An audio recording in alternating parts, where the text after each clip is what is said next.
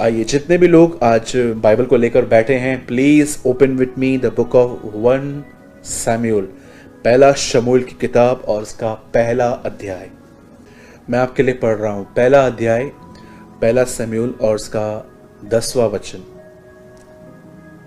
वह मन में व्याकुल होकर यहोवा से प्रार्थना करने और बिलक बिलक कर रोने लगी।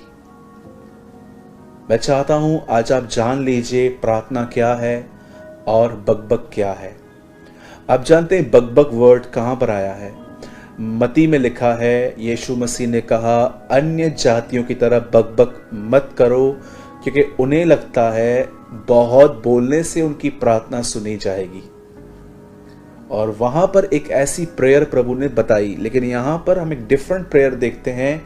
एक बहन है, उसका नाम हन्ना है। इससे पहले कि मैं हन्ना की प्रेयर पे आऊं, पर पहले मैं उस प्रेयर पे आना चाहता हूं जिसमें अल्फाज जो हैं वो सिर्फ बक बक है, और मैं चाहता हूं आप ध्यान दीजिए। बाइबल बताती है यूहन्ना बपतिस्मा दाता ने, जो लोग उसके साथ रहते थे, क्योंकि वो भी एक नबी था, उसने उनको प्रार्थना करना सिखाया था। और कुछ लोगों ने, कुछ चेलों ने यीशु से कहा, जैसे यूहन्ना ने प्रार्थना करना अपने चेलों को सिखाया है, वैसे हमें भी प्रार्थना करना सिखा। तब आपको पता होगा यीशु ने उनको एक टीचिंग दी। उन्हें कहा, जब कभी तुम प्रार्थना करो तो कहो, ऐ हमारे पिता तू जो स्वर्ग में है, तेरा नाम पवित्र माना जाए। मैं बिलीव करता हूं कि जब उन्होंने यीशु को कहा कि हमें प्रार्थना करना सिखा, तब यीशु ने उनको ये प्रार्थना सिखाई। लेकिन मैं आपको बताना चाहता हूं, यीशु ने उनसे और भी कुछ बातें सिखाई। यीशु ने उनको कहा अन्य लोगों की तरह बक बक न करो। अब आपको समझना है कि बक बक क्या है और प्रार्थना क्या होती है। सुनिए, जब हम प्रभु में नए नए आए थे, तब आपने देखा होगा हम अपनी प्रेयर लाइफ को बहुत इंजॉय करते थे। मैं आज भी अपनी प्रेयर लाइफ को बहुत इंजॉय करता हूं। जब मैं दुआ में रहता हूं तो मैं कोई अपने ऊपर पत्थर रख के नहीं बैठता हूं कि मुझे प्रेयर करनी है, नहीं तो ये पत्थर मेरे ऊपर आके गिरेगा। क्योंकि मैंने बहुतों को देखा है, उन लोगों ने वो लोग प्रेयर को बहुत डिफिकल्ट थिंग समझते हैं। वो कहते हैं हमसे प्रेयर होती ही नहीं है। क्या है प्रेयर? प्रार्थना होती क्या है? प्रार्थना अपने आप को डेकोरेशन करके नहीं की जाती है कि जैसे वो प्रार्थना करता है इब्राहिम, इसहाक और याकूब के परमेश्वर वगैरह वगैरह, बहुत सारी बातें कहता है, और हम भी कई बार अपनी प्रेयर को डेकोरेट करने की कोशिश करते हैं। जी नहीं। जानते प्रार्थना क्या है? प्रार्थना है जो आपके अंदर है वो खुदा को बताना। कई सारे जो लोग हैं वो घड़ी देखकर प्रार्थना में बैठते हैं और फिर बाहर जाके घमंड करते हैं, आज मैंने 1 घंटा प्रार्थना की, 2 घंटा प्रार्थना की, 3 घंटा प्रार्थना की। मुझे ये समझ में नहीं आता है कि इन लोगों को ये कैसे पता चलता है कि इन्होंने एग्जैक्ट 1 घंटा प्रार्थना की, क्योंकि वो टाइम देख कर जाते हैं। मेरे भाइयों, मेरी बहनों, परमेश्वर के साथ आपका संबंध ऐसा होना चाहिए कि जब आप बैठते हो तो आप हर चीज को अपने दिमाग से निकाल देते हो। आप जानते हैं कई सारे जो लोग हैं वो प्रेयर नहीं करते हैं, वो बक बक करते हैं। बक बक करने का मतलब जानते हैं क्या है? एक प्रार्थना होती है दिमाग से, एक प्रार्थना होती है हृदय से। अगर आप एक ऐसे व्यक्ति हैं जो अपना टेम्पर बार बार खो देते हैं, समझिए आपको बहुत गुस्सा आ जाता है, और आपने जिस दिन आपको गुस्सा आया और आपने एक दिन, जानते हैं क्या किया? आपने एक दिन टीवी ऑन की और आपने एक बहुत बड़े प्रचारक को देखा और आपने देखा कि प्रभु का अभिषेक उसके ऊपर है, और आपको ऐसा लगा ये मुझे भी मिलना चाहिए। मैं आपको बताना चाहता हूँ, कई बार ये डिज़ायर नहीं होती है, कई बार ये सिर्फ एक कॉपी होती है कि उसके पास है, मेरे पास भी आएगा तो मुझे भी इसकी तरह इज्जत मिलेगी। मैं आपको बताना चाहता हूँ, मेरे चर्च में एक ब्रदर ने मुझे कहा, क्या आप अन्य भाषा में बोलते हैं? मैंने कहा यस, मैं बोलता हूँ। उसने मुझसे पूछा कि आपको अन्य भाषा कब मिला? मैंने कहा जब मैं प्रभु में आया तो मुझे 1.5 साल के बाद मैंने एक दिन अन्य भाषा में बोलना स्टार्ट किया ऑटोमेटिकली। तो मैं आपको बताना चाहता हूँ, अन्य भाषा बहुत अच्छा वरदान है, बहुत इम्पॉर्टेंट वरदान है। अगर आपके पास नहीं है तो डिस्करेज होने की नीड नहीं है, आपको सिर्फ मांगने की नीड है कि प्रभु मुझे अन्य भाषा में बात करनी है, मुझे वो दीजिए, और प्रभु आपको देंगे। आपको पता है, जब उस भाई ने मुझसे पूछा कि आपको अन्य भाषा मिला है, यस, तो उसने बोला आप मेरे लिए प्रार्थना कीजिए मुझे भी मिले। तो मैंने उनसे क्वेश्चन पूछा, क्या आपको अन्य भाषा अपनी उन्नति के लिए चाहिए कि इसलिए चाहिए क्योंकि आपका बेस्ट फ्रेंड भी अन्य भाषा में बोलता है इसलिए चाहिए? मैं आपको बताना चाहता हूं 90% लोग अन्य भाषा जानते क्यों चाहते हैं? ताकि वो लोगों को बता सकें कि हमारे पास भी अन्य भाषा है और इससे उनको एक इज्जत मिलती है कि ये लोग भी आत्मिक हैं। ऐसा कभी मत कीजिए। अब जानते हैं, अगर आप एक ऐसे व्यक्ति हैं जिसको बहुत गुस्सा आता है और आपने एक व्यक्ति को देखा उसके ऊपर अभिषेक है, तो मैं आपसे पूछना चाहता हूं, आप प्रभु के सामने क्या प्रार्थना करेंगे? ये कि मुझे अभिषेक दे, कि ये कि पहले मुझे गुस्से से निकाल? बहुत सारे लोग ये बात नहीं समझते हैं। हिंदी में लिखा है बक बक और इंग्लिश में लिखा है मीनिंगलेस टॉक। ऐसी बातें करना जिसका कोई अर्थ ही नहीं है।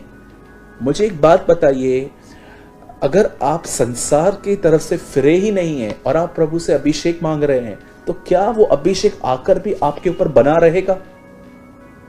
जरा सोचिए। अगर आप एक ऐसे व्यक्ति हैं जो ऐसी मंडलियों में बैठते हैं जहां पर लोगों की बुराइयां होती हैं और आप भी वहां पर बैठे रहते हैं, तो मैं आपको बताना चाहता हूं, आपको प्रभु से पहले अभिषेक नहीं मांगना है। पहले आपको प्रभु को यह कहना है कि प्रभु मैं मंडलियों से दूर रहूं, मुझे अनुग्रह दे। तब जो आपके ऊपर आएगा वो बना रहेगा। परमेश्वर से पाना बहुत आसान है, पर उन पाई हुई चीजों को खो देना उससे भी आसान है।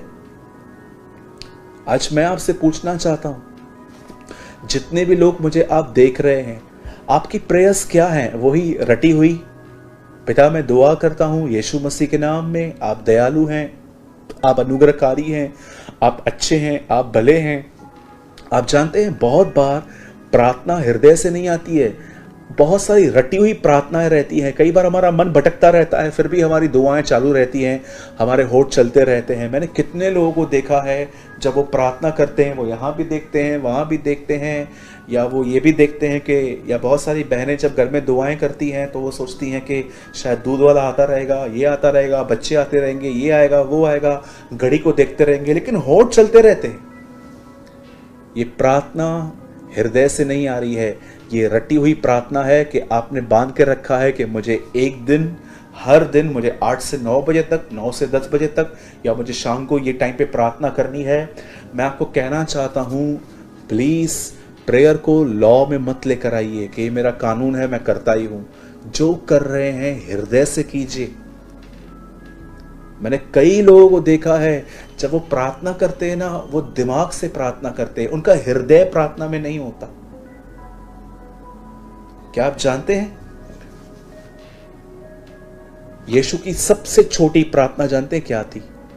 सबसे छोटी प्रेयर, और उस छोटी प्रेयर में इतना बड़ा मिरेकल हुआ कि सदियों से वो प्रचार किया जा रहा है। आप जानते हैं, यीशु जब वहां पर खड़े थे लाजर की कब्र के बाहर, उन्होंने क्या कहा? पिता मैं तुझे धन्यवाद देता हूं क्योंकि तूने मेरी सुन ली। एक छोटी सी प्रेयर उसने वहां पर की, वो भी मन में, और उसने कहा लाजर बाहर आ, और जो मुर्दों में से जो मुर्दा था वो जिंदा हो गया। एक छोटी सी प्रार्थना इतना बड़ा काम कैसे कर गई? क्योंकि मैं आपको बताना चाहता हूं, यीशु वो व्यक्ति नहीं था जो सिर्फ रटी रटी हुई प्रार्थनाएं करता था। यीशु परमेश्वर के साथ संबंध रखने वाला व्यक्ति था। वो हमारे बीच में खुदा और इंसान होके आया था, ताकि वो इंसानों को दिखा सके कि खुदा कैसे जीता है। आज मैं आपसे पूछना चाहता हूं, क्या आप जब भी प्रेयर में बैठते हैं, क्या वही प्रार्थनाएं रटी हुई जो आप सालों से करते आए हैं, प्रभु मुझे ये दे, प्रभु मुझे वे दे? क्या आप प्रार्थना करने से पहले 2 मिनट चुप रहते हैं और आप पवित्र आत्मा से कहते हैं, पवित्र आत्मा, बाइबल बताती है कोई प्रार्थना करना नहीं जानता, पर आत्मा हमारे अंदर रहकर आहें भर भर के जो बयां से बाहर हैं पवित्र लोगों के लिए विनती और दुआएं करता है। पवित्र आत्मा, आज आप मुझे प्रार्थना करना सिखाइए। और मैं आपको कहना चाहता हूं, प्रभु आपको प्रार्थना करना सिखाएगा। जरा ये देखिए आपकी नीड क्या है। दूसरे को मत देखिए कि उसने क्या पाया है, मुझे भी वो चाहिए। अपनी नीड देखिए। अगर आपको गुस्सा आता है तो प्रभु के सामने पहले ये कहिए, प्रभु मुझे एंगर से आजाद कर, न कि ये कि मुझे पहले अभिषेक कर। जब आप प्रभु से ये कहेंगे ना कि प्रभु मुझे गुस्से से आजाद कर, मैं आपको बताना चाहता हूं ये राइट प्रेयर्स हैं, और यही प्रेयर्स आपको राइट ट्रैक पे लेके जाएंगी, जहां पर आपके ऊपर भी, जैसे यर्दन नदी पर यीशु के ऊपर अभिषेक आया था, आपके ऊपर भी आएगा। अगर आपको लगता है कि हाँ ब्रदर मेरी प्रार्थनाएं मीनिंगलेस प्रेयर्स हैं, मतलब जो जिस चीज में से मुझे बाहर आना चाहिए मैं उस चीज पे इतना ध्यान नहीं देता, लेकिन मैं दूसरों को देखता हूं कि वो कहां पहुंचा है, वो कहां पहुंचा है। एक दिन हमारे चर्च के अंदर एक भाई आए थे, और मैं आपको बताना चाहता हूं वो भाई किसी ऐसे प्रचारक को देखकर आया था जो लोगों पर हाथ रखता था और वो गिर जाते थे। आहिस्ते आहिस्ते जब वो प्रभु में बढ़ने लग गया और मैंने उसको अलाउ किया कि आप भी बीमारों के लिए प्रार्थना करो कलीसिया में, तब मैंने उनको क्या देखा कि वो भी लोगों को गिराने की कोशिश कर रहा था।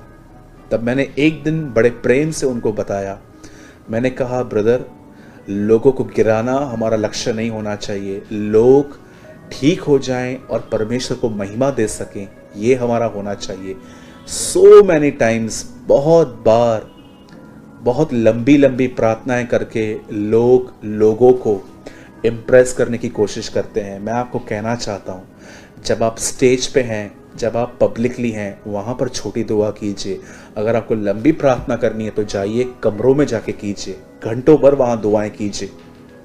पर कई सारे लोग कमरे में 5 मिनट प्रार्थना करते हैं, लेकिन अगर उनको आप माइक दे दो स्टेज पर तो उनकी प्रार्थना खत्म ही नहीं होती है।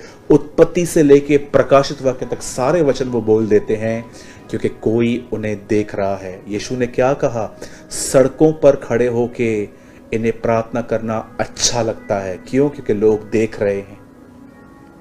मेरे भाइयों, मेरी बहनों, सिर्फ दिमाग पे डिपेंड मत रहिए, दूसरे क्या कर रहे हैं उसको मत देखिए, अपनी नीड को पहचानिए कि आपको किस चीज की जरूरत है। अदरवाइज आप बकबक कर रहे हैं, इंग्लिश में लिखा है मीनिंगलेस टॉक कर रहे हैं।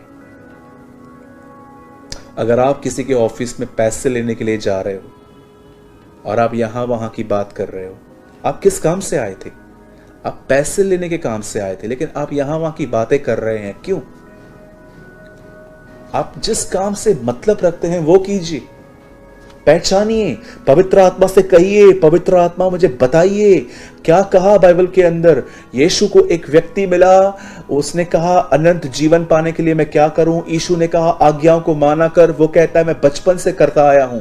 प्रभु क्या कहता है? तुझ में अब भी एक कमी है। प्रभु से पूछिए, प्रभु मुझे बता, पवित्र आत्मा मुझे बताइए मुझ में क्या कमी है, और प्रभु आपको बताएगा कि आप एक सॉफ्ट स्पोकर नहीं हो, आप रूडली बात करते हो, आप लोगों को इनसाइड अंदर ही अंदर तुच्छ समझते हो, कम समझते हो, आप गरीब और अमीर से सेम व्यवहार नहीं करते।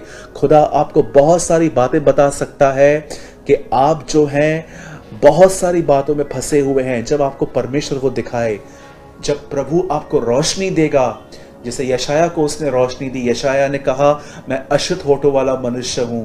मैं आपको कहना चाहता हूं सबसे पहले खुदा को कहिए कि वो आपको आपकी कंडीशन बताए और फिर उसी कंडीशन के लिए दुआ कीजिए। ये होती हैं मीनिंगफुल प्रेयर्स, न कि सिर्फ दूसरों को देखना कि प्रभु मुझे ये चाहिए, मुझे वो चाहिए, मुझे ये चाहिए। नो डाउट अगर आपके घर के अंदर बच्चे हैं, आप अगर घर के अंदर रहते हैं तो आपके कुछ खर्चे होंगे, आप प्रभु से मांग सकते हो। बहुत सारे लोग कहते हैं कि हम प्रभु से कोई संसारिक चीज नहीं मांग सकते, तो हम किससे मांगेंगे? अगर हम रोटी प्रभु से न मांगे तो किससे मांगे? मैं बिल्कुल भी इसके खिलाफ नहीं हूं। प्रभु ने कहा है वो हमारी आवश्यकताओं को पूरा करते हैं। आपके बच्चों को अच्छी एजुकेशन देना, आपके बच्चों की अच्छी जगहों पे शादियां हो, आपके पास अपना घर हो, आपके पास कर्जा ना हो, ये प्रभु की भी इच्छा है कि आपके पास ये सब रहे, लेकिन ये आपका लक्ष्य नहीं होना चाहिए। आइए अब मैं आपको एक मीनिंगफुल प्रेयर में लेके जाना चाहता हूं। ये सच में प्रार्थना है। बाइबल बताती है एक व्यक्ति था, उसकी 2 पत्नियां थी। वचन कहता है उनमें से एक का नाम था हन्ना। हन्ना एक ऐसी बहन थी जिसे बच्चा नहीं होता था। आप में से जिन बहनों को बच्चा नहीं होता है, मैं यीशु मसीह के नाम से कहता हूं, खुदावन से मांगिए, वो आपको देगा। जानते हैं बाइबल क्या बताती है यहां पर? बाइबल ये बताती है कि वचन कहता है, जो हन्ना की सौतन थी वो उसे बार बार ये कहती थी कि प्रभु ने तेरी कोख को बंद करके रखा है, और हन्ना को ये बातें बड़ी हर्ट करती थी। मैं आपको बताना चाहता हूं, हन्ना अपने जख्मों को लेकर, हन्ना अपने उस दर्द को लेकर जो उसकी सौतन उसे तरह तरह से देती थी, वो प्रभु की हुजूरी में जाती थी और वहां पर बिलक बिलक के रोती थी। और जानते हैं, कई बार तो वो वहां पर जो याजक था उसके द्वारा भी गलत समझी गई थी। वो याजक बोलता है कि क्या तूने ड्रिंक किया है, क्या तूने शराब पी है? वो बोलती है नहीं, मैं तो दुखिया हूं। मेरे भाइयों, मेरी बहनों, मैं आपको कहना चाहता हूं, परमेश्वर की उपस्थिति में जाना सीखिए हन्ना की तरह। और उसके ऐसा लिखा है, दाऊद कहता है, अपने हृदय को जल के समान यहोवा के सामने उंडेल दे। हन्ना प्रभु की उपस्थिति, उसके मंदिर में जाकर अपने आप को उंडेलती थी। आप जानते हैं, पुराने नियम में हर दिन एक रोटी ऊपर से गिरती थी, और अगर वो समय पे नहीं उठाई जाती थी तो वो रोटी खराब हो जाती थी। लेकिन अगर ही उस रोटी को उठाकर जो कोई परमेश्वर के तंबू में, मिलाप वाले तंबू में, जो खुदा का जो हैकल था, मंदिर था, उसमें रखता था, वो चीज नहीं खराब होती थी। क्यों? क्योंकि वहां पर प्रभु की उपस्थिति है। मैं आपको कहना चाहता हूं, ब्रेड अगर बाहर रखो तो सड़ जाती है, लेकिन प्रभु की उपस्थिति में रखो तो वो बनी हुई रहती है। क्योंकि प्रभु की हुजूरी में इंसान जो है वो तरोताज़ा रहता है। मेरे भाइयों, मेरी बहनों, सबसे पहले आप इस बात को याद रखिए, आपको प्रतिदिन अपना समय निकालकर परमेश्वर की उपस्थिति में जाना है। जब आप प्रार्थना करते हैं, आप प्रभु की हुजूरी में रहते हैं, और आपको वहां पर परमेश्वर के सामने अपने हृदय को उसके सामने उंडेल देना है। वो बॉन्डेजेस जो आपको एवरी डे डिस्टर्ब करते हैं, ये टूटने चाहिए, ये खत्म होने चाहिए। कई लोगों को अपने मम्मी पापा, अपने परिवार के लिए नेगेटिविटी होती है। आप जानते हो क्यों? क्योंकि वो बॉन्डेजेस में लाइफ जी रहे हैं। मेरे भाइयों, मेरी बहनों, याद रखिए, यशाया में लिखा गया है, अभिषेक के कारण जुआ तोड़ा जाता है। जब आप अपनी नीड को पहचानते हैं कि मुझे किस चीज़ की एक्चुअली ज़रूरत है, और आप वो चीज़ें खुदा के सामने ले जाते हैं और आप प्रभु से कहते हैं मुझे यहाँ से छुटकारा दे, तब प्रभु आपके ऊपर एक अभिषेक को भेजता है। उस अभिषेक के अंदर जुए, बॉन्डेजेस ब्रेक किए जाते हैं। और मैं आपको बताना चाहता हूँ, यही वो प्रेयर्स हैं जिनका आंसर आता है। मेरे भाइयों, मेरी बहनों, प्रेयर दिमाग से नहीं आती, प्रेयर दिल से आती है, आत्मा से आती है। इसलिए मैं आपसे कहता हूं, दूसरों की प्रेयर्स को कॉपी मत कीजिए, अपनी जरूरत को पहचानिए कि आप कहां हैं। अपने आप को परमेश्वर के सामने खुला हुआ रखिए और उन्हीं बातों को लेकर दुआ कीजिए। यही मीनिंगफुल प्रेयर्स होती है। मैं बिलीव करता हूं आज के वचन के द्वारा आपने जरूर कुछ लर्न किया होगा। Let's pray. प्रभु जी, हम आपको धन्यवाद देते हैं यीशु मसीह के नाम में। आज आपके महान पवित्र आत्मा ने हमें बहुत कुछ सिखाया कि हमें ये देखने की ज़रूरत नहीं है कि लोग क्या कर रहे हैं, वो कौन सी दुआएं कर रहे हैं। हमें अपनी नीड पहचाननी है और उसके हिसाब से हमें दुआएं करनी है। होने दे प्रभु कि जितने भी लोगों का प्रार्थना बंद हो चुका है, सुस्ती की वजह से, अधिक खाने की वजह से, या उनका माइंड डिस्टर्ब है, होने दे वे सारी रुकावटें चली जाएं और आज के बाद लोग अपना समय तुझे दें, दुआओं को दें और तेरे साथ चलते रहें। जितने भी लोग प्रभु देख रहे हैं, हम दुआ करते हैं हर एक पर आपका हाथ आए, हर एक पर आपकी दया हो, हर एक पर आपका अनुग्रह आए। बाइबल बताती है, मैं अंतिम दिनों में दाऊद के घराने पर प्रार्थना सिखाने वाला आत्मा उंडेलूंगा। होने दे प्रभु, ये आत्मा हम पर आए और हम घंटों दुआओं में बिताएं। प्रभु जी, सारी महिमा आदर आपको देते हैं। दुआ को यीशु मसीह के नाम में मांगते हैं। आमेन एंड आमेन। मैं धन्यवाद करता हूँ आप सभी का जिन्होंने आज की मीटिंग को अटेंड किया। मैं सारी बातों के लिए अपने महान परमेश्वर को धन्यवाद देता हूँ और उसको सारी महिमा और आदर देता हूँ। आप सभी को जय मसीह की।